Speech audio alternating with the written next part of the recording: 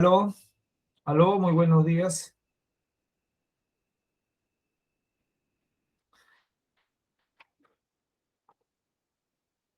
¿Me escuchan? Aló, aló.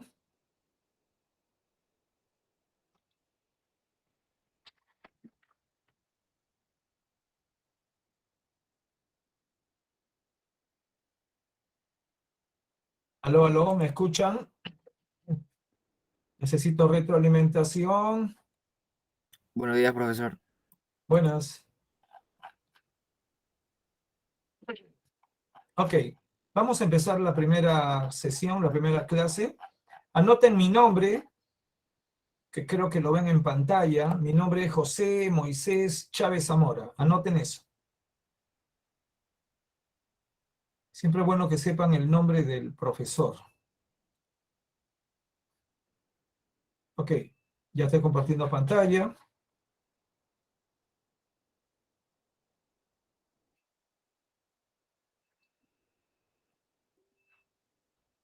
En primer lugar, les quiero decir que eh, yo soy docente de la Facultad de Psicología y, y les voy a llevar este pequeño curso de psicología preuniversitaria durante 18 semanas. Esta es nuestra primera sesión.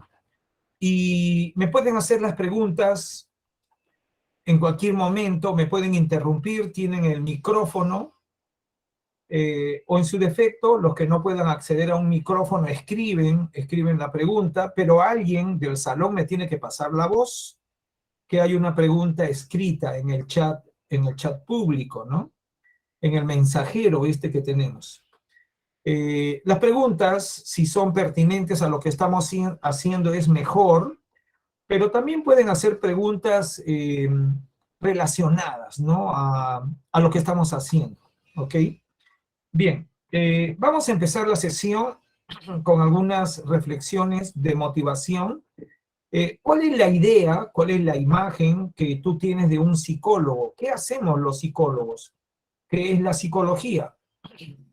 Seguramente lo que tú tienes como información es que los psicólogos ayudan a las personas en sus problemas personales, sus problemas existenciales, pero también los psicólogos que van a trabajar en centros laborales como empresas, industrias, fábricas, minas, hacen selección de personal. Fíjate la imagen de la derecha. Y en el centro, el psicólogo educativo pues ayuda a los jóvenes a tomar decisiones vocacionales, definir sus intereses vocacionales. Por lo tanto, los psicólogos ayudan y es una buena inversión que un psicólogo les ayude, porque lamentablemente la mayoría de gente cree que no necesitan de un psicólogo y la verdad es que van a tomar malas decisiones, te va a hacer perder tiempo, perder dinero, si no te conoces. Por eso es que este curso es muy importante. ¿Ok? Bien, ¿qué vamos a hacer el día de hoy? El índice a recorrer, punto número 1, antecedentes de la psicología como ciencia. Punto número 2, origen de la palabra psicología y nacimiento como ciencia. 3, escuelas psicológicas. 4, enfoques actuales de la psicología. Punto número 5, definición moderna de la psicología. 6, áreas de la psicología, especialidades. 7, métodos de investigación y cerramos la sesión de hoy. Voy a salir de acá un ratito porque voy a ver si cierro la ventana porque mucha bulla se filtra. Un ratito, perdón.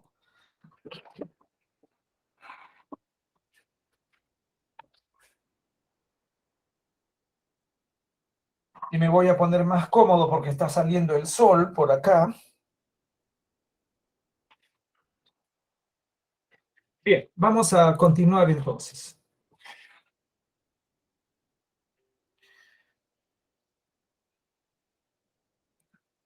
Vamos a ver el primero y el segundo tema. Este es el primer tema.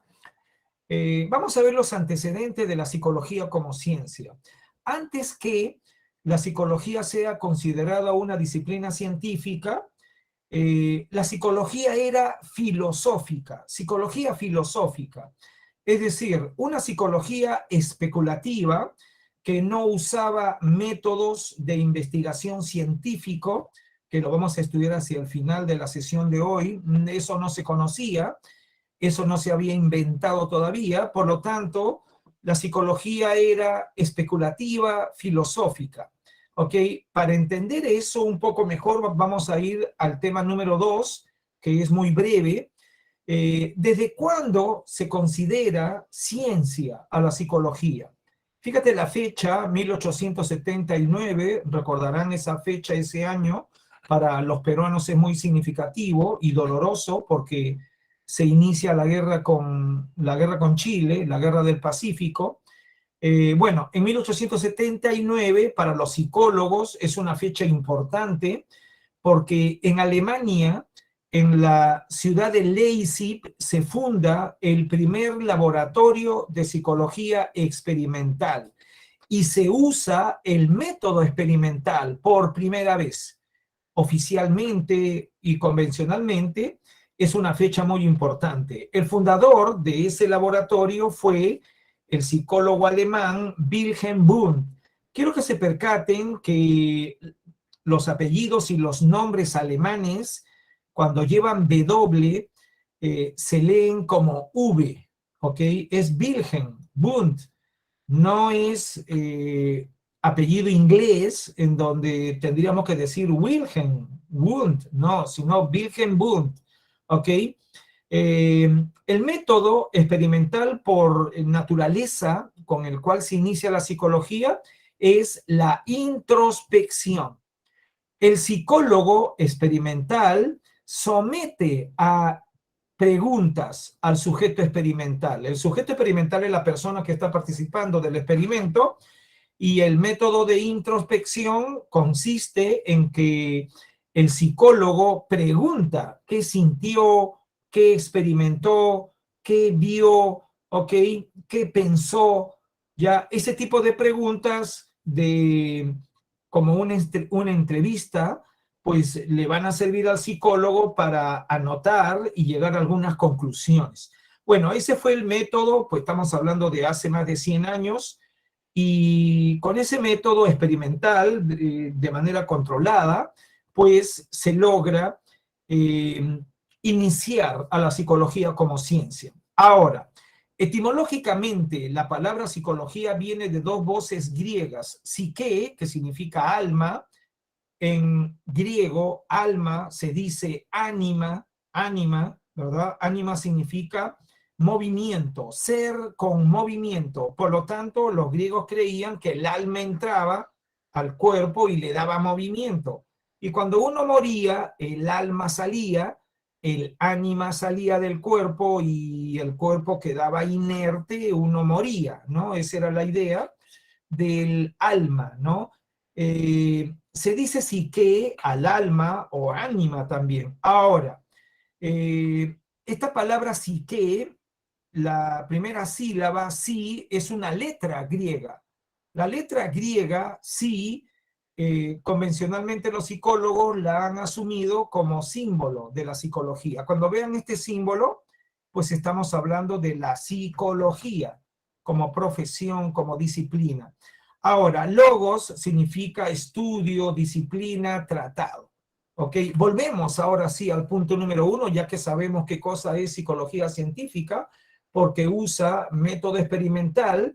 Pero ¿qué había antes? ¿Había psicología o no? Sí, había psicología, pero no usaba método experimental alguno. Ahora, viajamos hasta el siglo IV, retrocedemos, mejor dicho, hasta el siglo IV antes de Cristo, pues tenemos al filósofo clásico griego Aristóteles. Este filósofo funda la psicología, ¿ok? Funda una disciplina nueva, la psicología, pero también funda la física, escribe un tratado de física, escribe otro tratado de biología y escribe un tratado del ánima, un tratado de psicología. ¿Qué decía dentro de sus especulaciones, reflexiones, Aristóteles? Que el ánima, que es el movimiento del cuerpo, estaba en tres lugares. Pues teníamos un alma racional en la cabeza, en el cerebro, un alma sensitiva en el corazón y un alma vegetativa en el vientre, donde están las tripas, donde está pues el estómago, el intestino delgado. Cuando comemos eso se mueve. Entonces los griegos decían, ahí estaba un alma vegetativa, ¿no? El corazón se mueve, late, ahí está el alma sensitiva y la cabeza, pues obviamente por observación se daban cuenta si un animal le decapitan, pues ya no tiene movimiento, pues se pierde todo el alma, ¿no? Esa era la idea de los filósofos griegos. Ahora, vayamos al siglo XVII, pues estamos hablando de 21 siglos después. No había habido ningún cambio, ¿ok? En el mundo de disciplinas académicas, ningún cambio durante 2100 años. Pero en el siglo XVII, René Descartes, filósofo francés, hace nuevas aportaciones a la psicología. En primer lugar, reemplaza el concepto alma, por ser muy abstracto, por el concepto mente. ¿Ok? ¿Cuál es la gran diferencia? En que el concepto mente puede servir para entender que hay varias funciones mentales, porque una cosa es la función del pensamiento, función mental pensar, de función mental recordar. Por ejemplo, la memoria es una cosa, el pensamiento es otra cosa, la percepción es otra cosa. Ahí no estás hablando del alma en general, ahí estás hablando de funciones mentales. Por lo tanto, el concepto mente se vuelve muy importante para poder entender las diferentes manifestaciones psicológicas, como el pensamiento, la atención, la memoria, que la vamos a estudiar en este pequeño curso. Ahora, este filósofo Descartes proponía que las funciones mentales partían de la glándula pineal, ¿ok? Creía que el alma entra a la glándula pineal y se generan las funciones mentales, ¿ok? La postura, anoten, de René Descartes era dualista. Había el cuerpo y había la mente como dos realidades diferentes, ¿ok? El alma entraba y se activaban funciones mentales en la glándula pineal. Esa ánima se iba por las venas, ¿no? Y se generaba el movimiento y las funciones mentales. Pero ya no se estudia el alma global, sino la mente, ¿ok? Y sus funciones mentales. Ahora, volvía a decir que la postura filosófica de René Descartes era dualista y racionalista. Racionalista, anoten, innatismo. René Descartes creía que nacíamos con algunos conocimientos, ¿ok? Y eso se llama racionalismo. El empirismo, vayamos ahora a John Locke, que es una postura filosófica inglesa. El empirismo propone eh, que nacemos con la mente en blanco, el cerebro en blanco. En latín, eso se dice la tabula rasa, pizarra en blanco, ¿ok? Porque todos los conocimientos se van a imprimir en la mente producto de la experiencia, utilizando los sentidos de la visión, la audición, olfacción, gustación, etcétera. Todas esas modalidades sensoriales van a escribir en la pizarra en blanco. ¿Qué van a escribir? Los conocimientos, ¿verdad? En las memorias, ¿verdad? Pero a la hora de nacer no habría ningún conocimiento. Por lo tanto, a eso se llama postura filosófica empirista. En la actualidad, la psicología y las ciencias cognitivas ha determinado que el dualismo, el racionalismo de Descartes no tiene la razón, ni el empirismo de John Locke tampoco tiene la razón. Es un punto intermedio entre racionalismo y empirismo, que lo vamos a ver más adelante con Jean Piaget, Lev Vygotsky, sobre todo el ruso Lev Vygotsky. Ahora, vayamos al siglo XVIII, Austria, que es un país de habla alemana, ¿no? Ahí hablan el alemán, es un país vecino a la Alemania, y habían avanzado bastante en neurociencias en el siglo XIX, igual que los rusos. Y les comento que los rusos y los alemanes han tenido una comunicación muy grande a través de Ucrania. Por eso hay esa guerra, ¿no? Porque a Ucrania la han ganado a favor de los norteamericanos y los rusos, bueno, y le quieren meter a la OTAN, y los rusos no dejan eso, ¿no? Pero como estoy comentando, Ucrania, que era parte de la Unión Soviética, ¿no? De Rusia y la Unión Soviética, pues se vinculaba mucho con los alemanes. Han tenido comercio, intercambio académico desde el siglo XVIII, XIX, muy fuerte. Bien, los alemanes, en este caso los austriacos, los alemanes, crean una disciplina llamada frenología.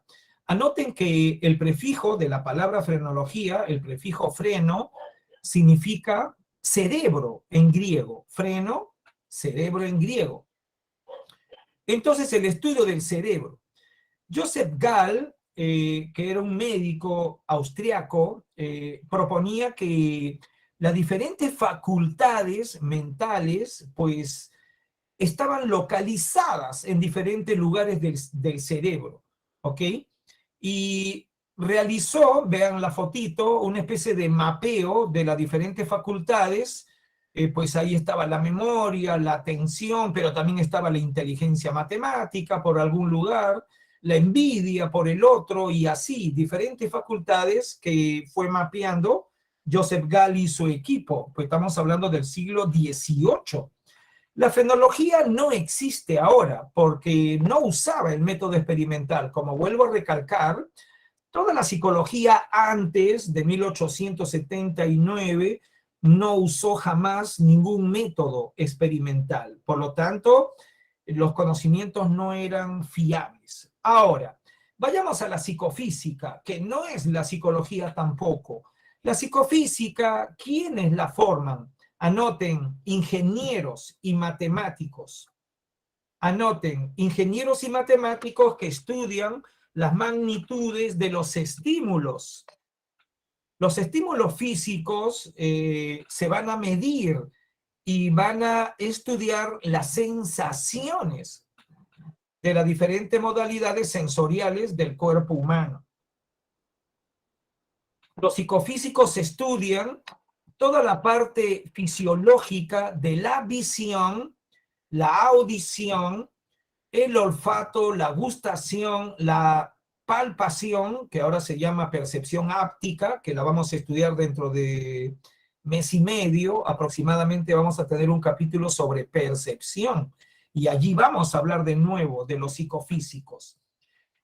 Los psicofísicos fueron ingenieros, matemáticos, pues tenemos a Ernest Weber y Gustav Fechner, que fundan en 1848 la psicofísica en Alemania. Entonces nos vamos dando cuenta, miren, Austria, frenología, y psicofísica en Alemania, ¿ok? Pero ya estaban llevando a la psicología científica con Wilhelm Wundt, ¿no? Surge en Alemania. Y si tú te preguntas, ¿y por qué Alemania? ¿Por qué no Norteamérica? Porque las neurociencias, recuerden que Freud fue austriaco, las neurociencias se desarrollan desde el siglo XVII, XVIII en Alemania y Austria, ¿ok? Porque el Estado, ¿no? Austriaco separa a la Iglesia católica de los asuntos del Estado. siempre la Iglesia Católica pues ha estado allí impidiendo el desarrollo científico, siempre, así ha sido siempre.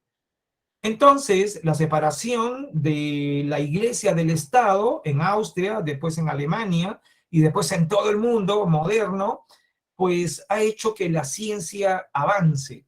Entonces, en el siglo XVIII, en Austria, por ejemplo, los neurocientíficos de las universidades podían utilizar, ¿no?, utilizar los cadáveres, ¿no? Algo que en otros lugares del mundo no estaba permitido. Entonces surge la frenología, en Alemania surge la psicofísica, mientras en Norteamérica pues estaban en la edad de piedra, ¿no? Y rezando ahí en las iglesias, ¿no? Rezando en las iglesias. Muy bien. Para que no se olviden de los psicofísicos, anoten los cazafantasmas.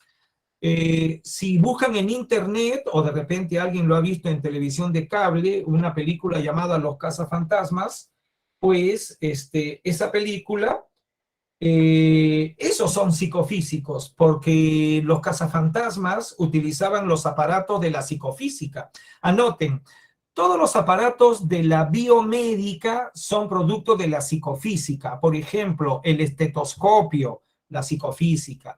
La optometría para medir la agudeza visual y los aparatos de medición psicofísica. Ya dije los rayos X, los aparatos de cardiología, las neuroimágenes ahora, ¿no? Ya del siglo XX, ¿verdad? La psicofísica, ¿no? Pero no son psicólogos, como estoy comentando. En el caso de la película de los cazafantasmas, pues estas personas profesionales, ingenieros, buscaban a los fantasmas con aparatos de medición de la energía, ¿no? Dentro de una casa donde creían que habían fantasmas, los sonidos, las fuerzas allí, ya eso con aparatos psicofísicos para que no se olviden. Si hay alguna pregunta, me la hacen, por favor, ya hablamos de esto. Vayamos al tema número 3. Punto número 3. A partir del primer laboratorio de psicología experimental en Leipzig, en adelante surgen escuelas psicológicas, ya utilizando el método científico. Las primeras escuelas en fundarse en Alemania es el estructuralismo, con Wilhelm Wundt, pero los norteamericanos van a trasladar la escuela estructuralista, y el que la va a desarrollar bastante es Edward Titchener, ¿ok? ¿Qué estudiaba el estructuralismo? La mente consciente, la estructura de la mente consciente, pero, como su nombre indica, ¿de qué está hecha? Anota, estructuralismo estudia de qué está hecha la mente. ¿Cuáles son los componentes de la mente? Anota, así como una casa es una estructura, una casa está hecha de ladrillos, cemento, arena, fierro, pues ¿de qué está hecha la mente? Y los estructuralistas investigaban las sensaciones, las percepciones, que eran como los ladrillos, la química mental. Volvemos acá, mira, intentaba medir los átomos de la mente, los ladrillos de la mente, ¿ok? Entonces, la mente para los estructuralistas estaba compuesta por representaciones mentales, sentimientos, percepción, sensaciones. Esos eran los átomos, los ladrillos que construían la casa, que sería la mente. Utilizaron el método de introspección experimental y bueno, ahora en Norteamérica surge paralelo casi el funcionalismo. Anota qué significa funcionalismo. Funcionalismo es investigar para qué sirve algo, para qué sirve, cuál es su uso, ¿ok? Cuando se hagan preguntas estructuralistas, perdón, funcionalistas, siempre te van a preguntar para qué sirve. Por ejemplo, si yo les pregunto para qué sirve la memoria, Posiblemente me respondan que la memoria sirve para aprender, esa es su función. La memoria sirve para almacenar información, esa es su función. La memoria sirve para recordar, recuperar la información, ya. Eso es funcionalismo. En cambio, el estructuralismo no se pregunta eso. El estructuralismo se pregunta de qué está hecho. ¿De qué está hecha la memoria? Y allí los estructuralistas te dirán que están hechos de percepciones, sentimientos, que son los componentes estructurales, pero el funcionalismo no le interesa esas preguntas. Le interesa para qué sirve, por qué hemos evolucionado con esa función mental. Si tú te preguntas para qué sirve la atención, tú vas a tener algunas respuestas funcionalistas, ¿ok? El aporte del funcionalismo creado por William James, un filósofo muy famoso norteamericano, filósofo psicólogo norteamericano, especializado en la conciencia, especializado en la atención, porque no hay conciencia sin atención, tú tienes que prestar atención. ¿Ok? Y por lo tanto, esas funciones como función atencional y función de conciencia, es lo que va a estudiar el funcionalismo. Uno de los aportes más importantes es haber inventado la psicometría, el uso de las pruebas psicológicas, llamado test. Ahora vayamos a dos escuelas, una más antigua, que es la reflexología rusa, que se va desarrollando desde la segunda mitad del siglo XVIII, ¿no? Percátense que ya estaba la frenología, ya estaba la psicofísica, y en Rusia se funda la reflexología, ¿no? A mediados del siglo XIX. ¿Qué dice la reflexología? Que las funciones mentales son reflejos del cerebro, producto de la evolución. Por lo tanto, la reflexología se parece bastante al funcionalismo, ¿ok? Pero ahora la reflexología rusa, pues tiene un gran avance, que es la primera demostración experimental de un modelo de aprendizaje.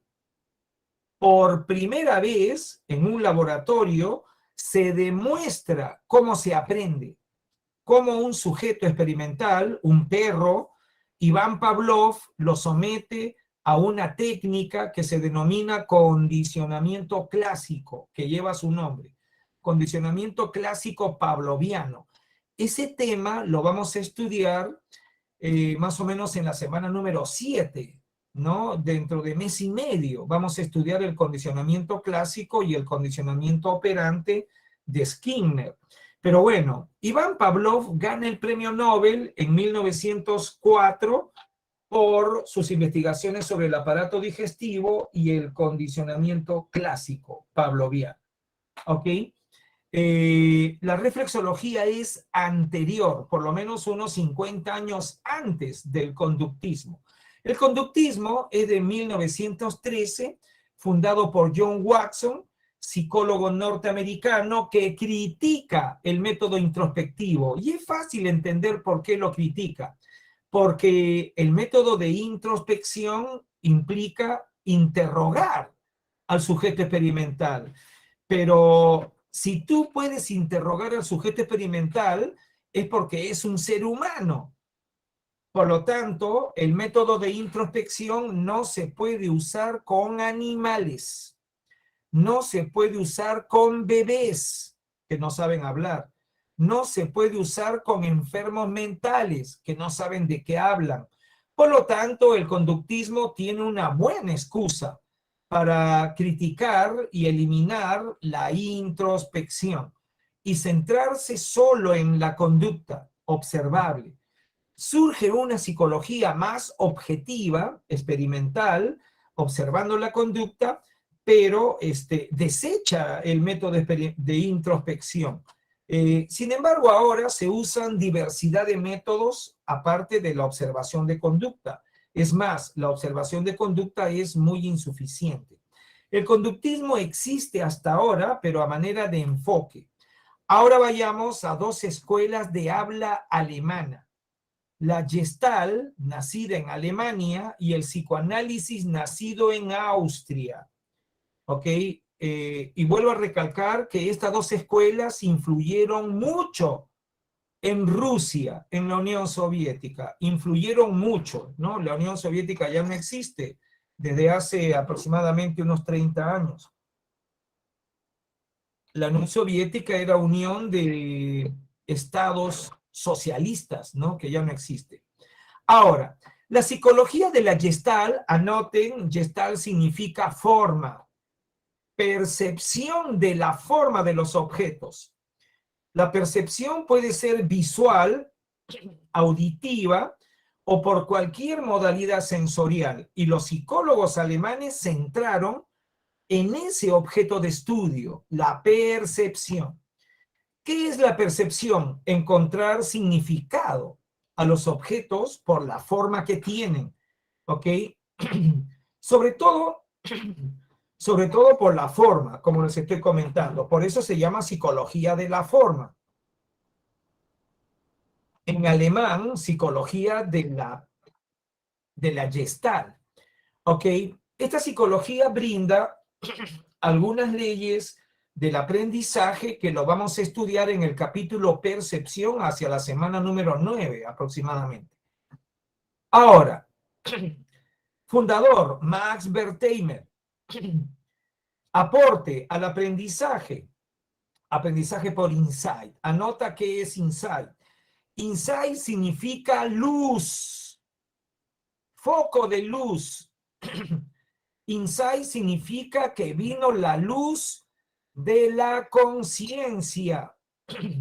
Vino la luz de la comprensión. Anota eso. Te lo tienes que memorizar.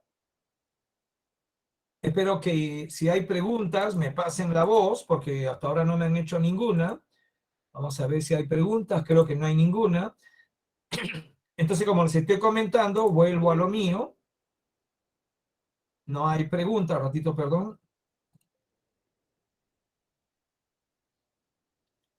Estaba comentando que insight significa cuando tú comprendes algo. Por ejemplo, si el profesor de geometría nos está enseñando una operación con una fórmula de geometría y yo veo allí la ecuación y no la entiendo, conforme nos va explicando, llega la luz de la comprensión. Y cuando tú dices, ya lo entendí, le encontré el significado, vino la luz, vino un ratito, perdón, la percatación, ya ese es insight, la luz de la conciencia. Anoten como un caso famoso de aprendizaje por insight, Arquímedes, que salió gritando desnudo, Eureka, Eureka, que quiere decir lo comprendí, lo comprendí.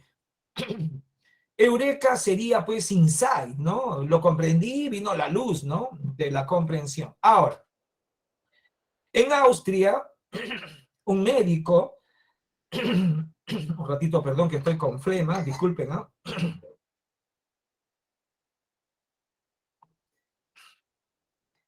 Mucha humedad en Lima.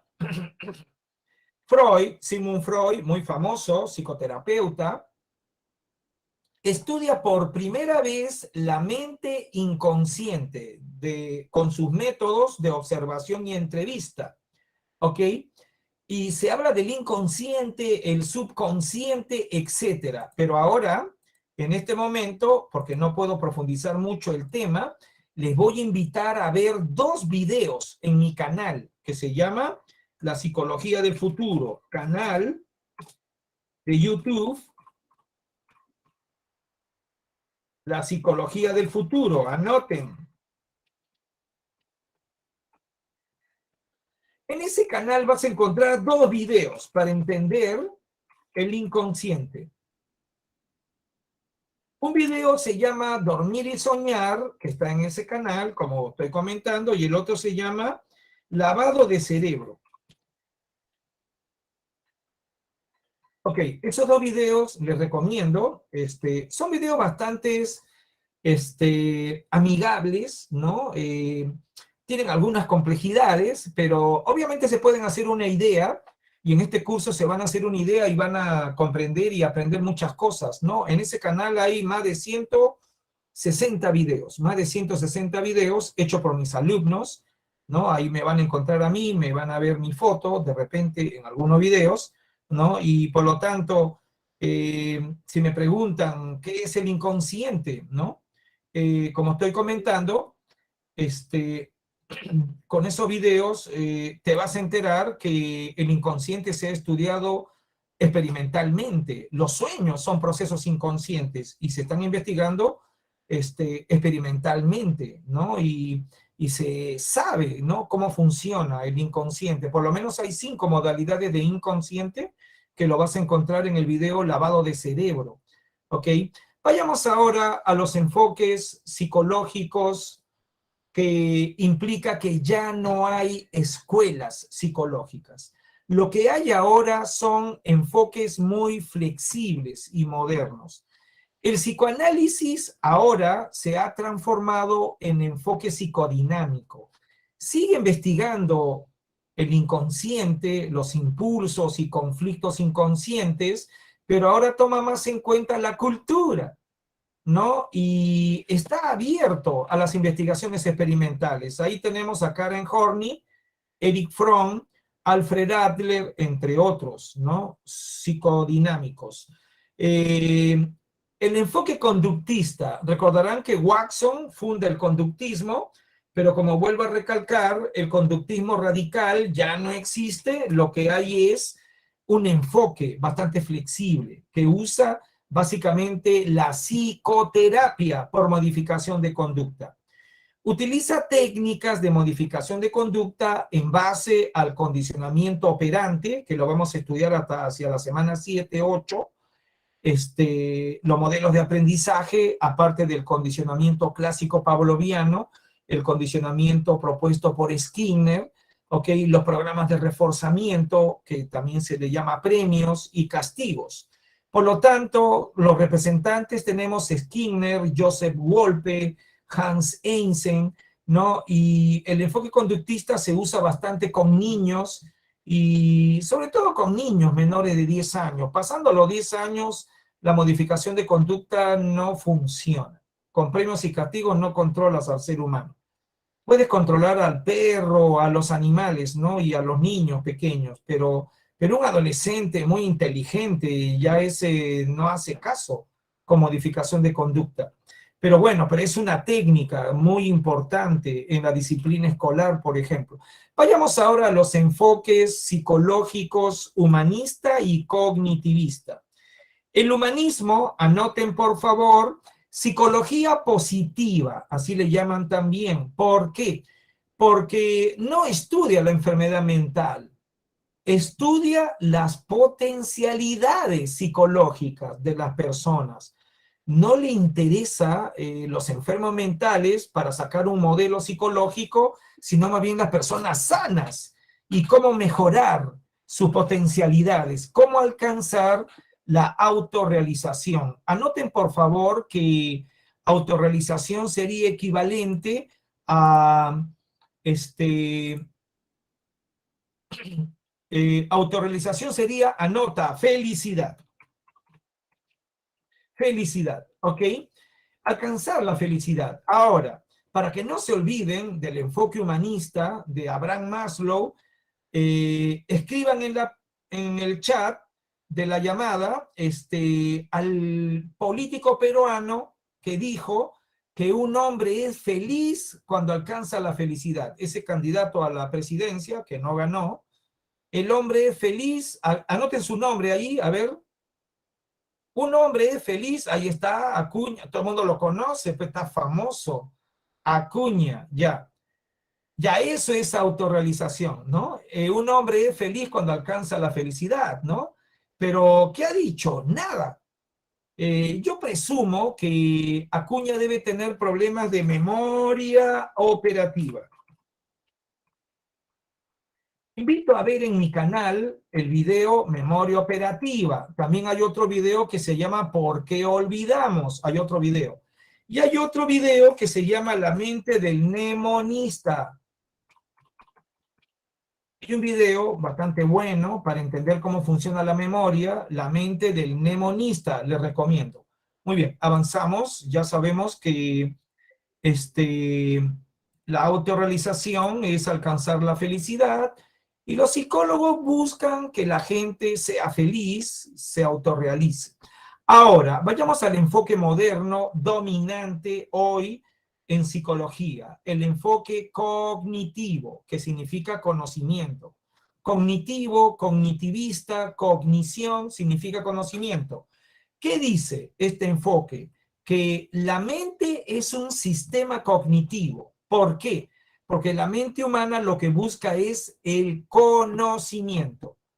¿Cómo lo consigue? Con la percepción, con la atención conocemos, con la memoria aprendemos y memorizamos, con el lenguaje codificamos y con el pensamiento resolvemos problemas cognitivos.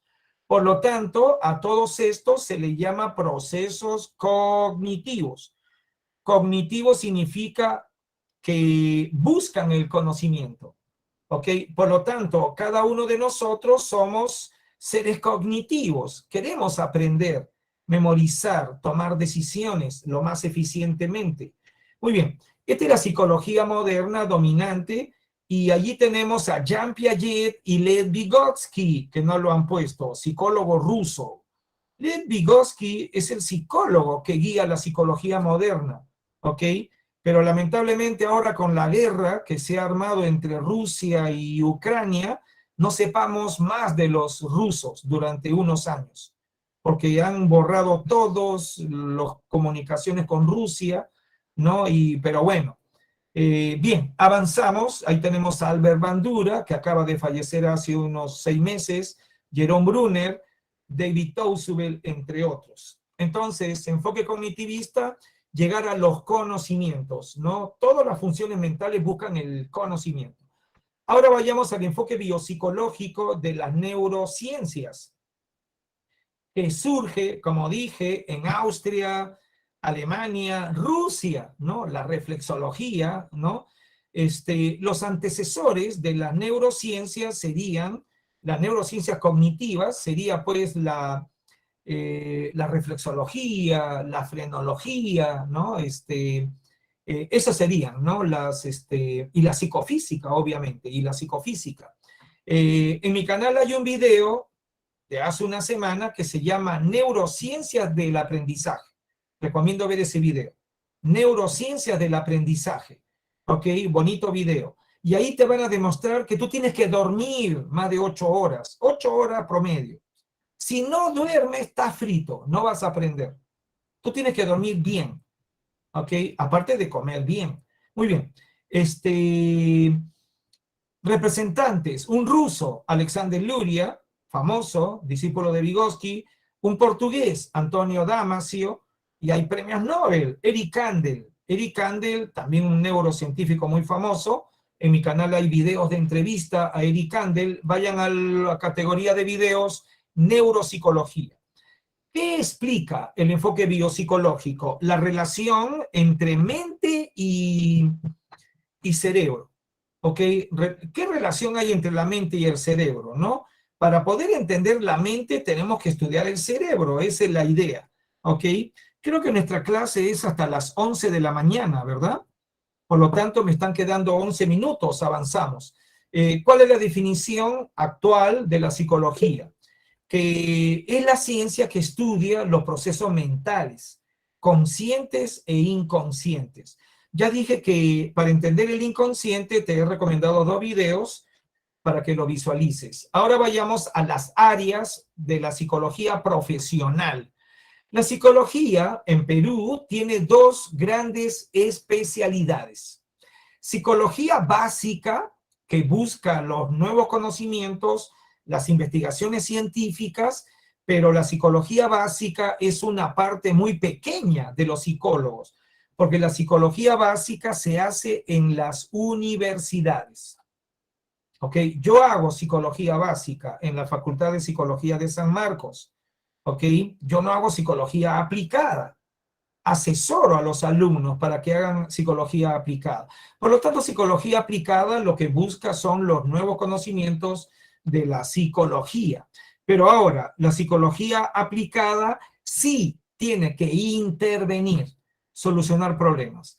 La psicología aplicada busca la mayor cantidad de psicoterapias para intervención y solución de problemas prácticos. Allí tenemos la psicología clínica, que lo que hace es hacer diagnósticos de enfermedades mentales, desórdenes conductuales, emocionales, y los psicólogos clínicos trabajan en hospitales, por ejemplo, de psicólogos clínicos.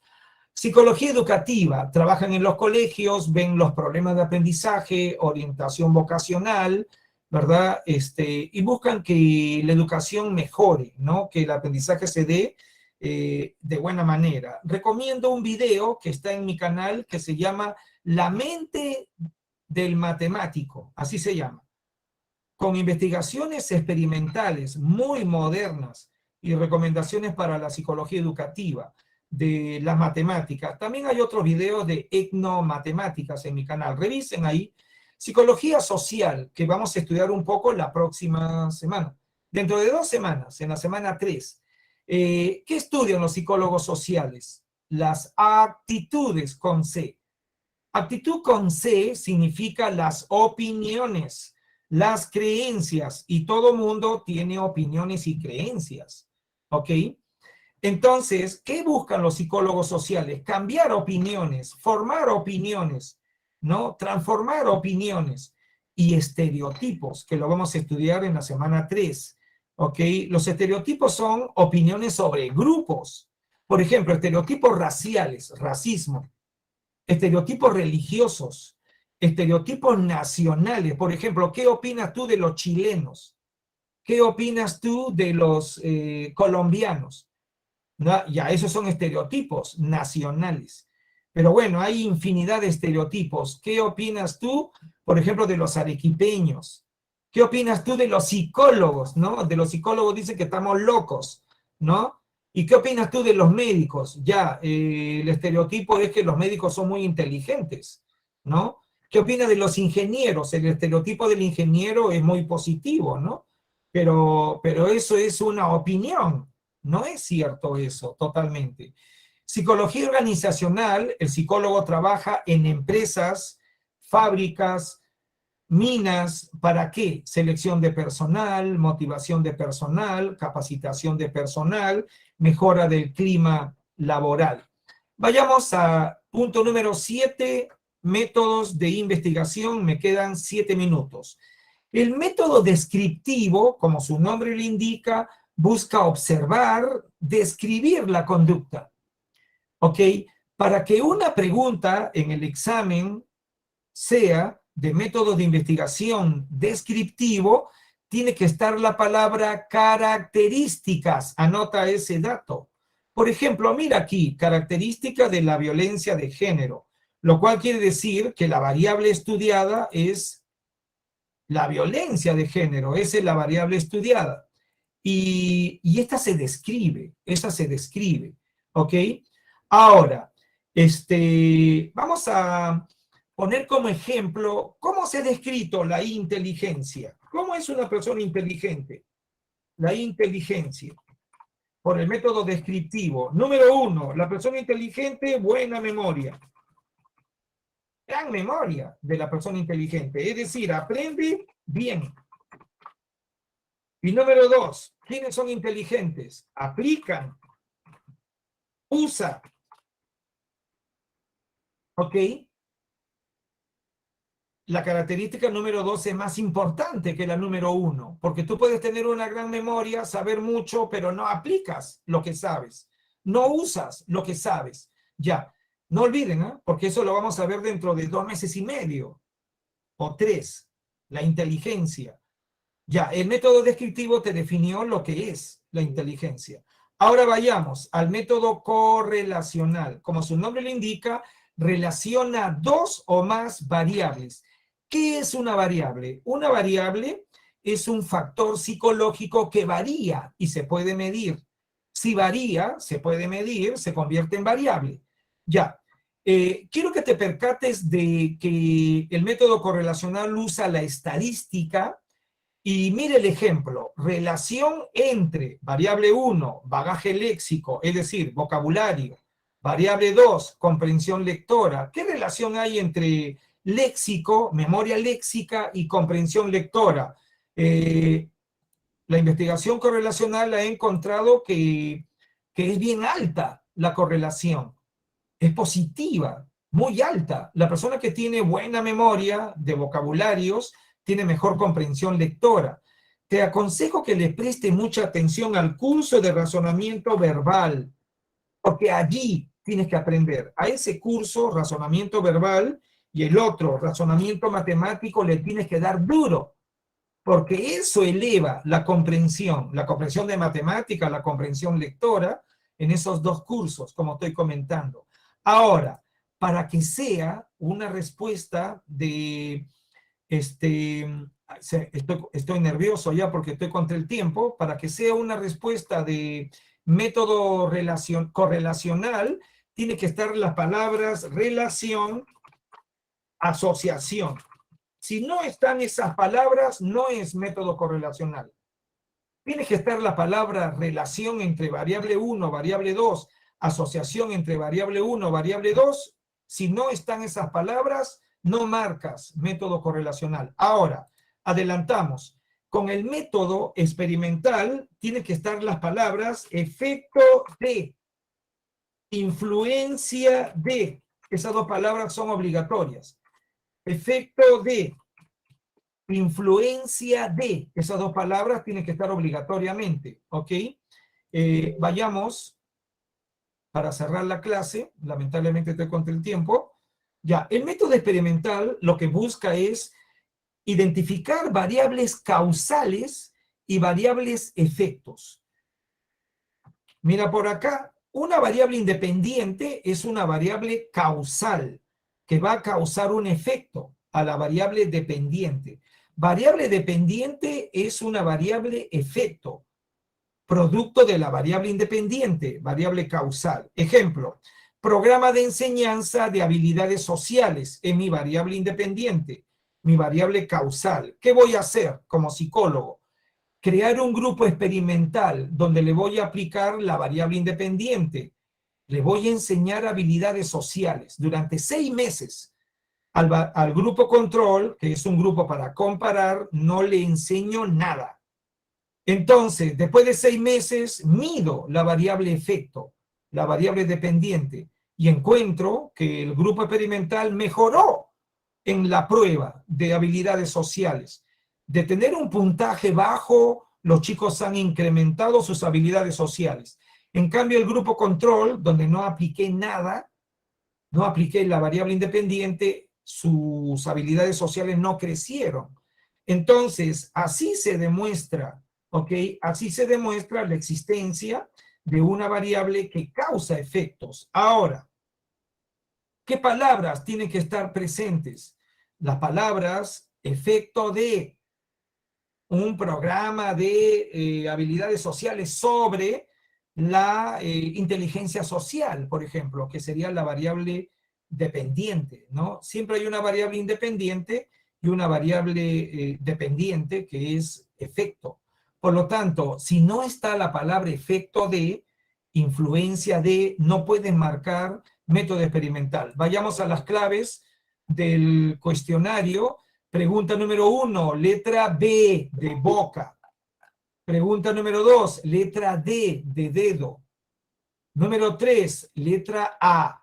Número 4, letra A. Número 5, letra C. Número 6, letra C. Número 7, letra D de dedo. Número 8, letra A. Número 9, letra A. Número 10, letra C. Y hemos terminado. Te deseo una bonita semana. Y espero que les haya gustado la clase. Visiten el canal La Psicología del Futuro. Nos estamos viendo. Chau, chau. Ok, hasta luego, nos estamos comunicando. Chao, chao.